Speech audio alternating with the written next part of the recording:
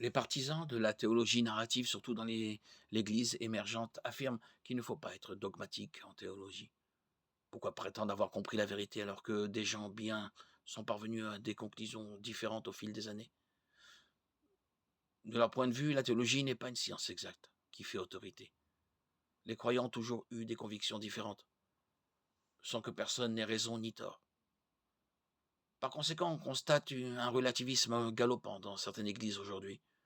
Personne ne sait plus ce qui est vrai ou faux, et le pire est que cela ne semble préoccuper personne. Par conséquent, l'Église est la proie du postmodernisme laïque qui affirme que ce qui est vrai pour l'un ne l'est pas forcément pour l'autre. Dès lors, l'Église tolère tout et n'importe quoi, mais ne défend plus rien. Certains partisans de la théologie narrative, notamment au sein du mouvement de l'Église émergente, renoncent totalement à la prédication. Dans certains milieux, on s'assied en cercle et chacun partage ce que Dieu signifie pour lui.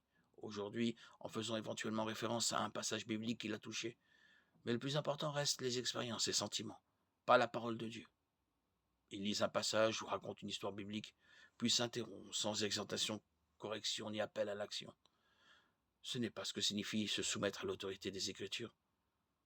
C'est s'en servir pour conforter ses désirs charnels. L'Église est censée être le pilier, le soutien de la vérité.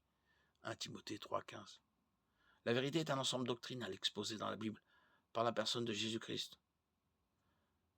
Malgré tous ces avantages, la théologie narrative a tendance à séduire les adeptes d'une vision du monde post-moderne, qui se crée une religion et un Dieu en fonction de leur émotion du moment ou d'un passage biblique cité hors contexte.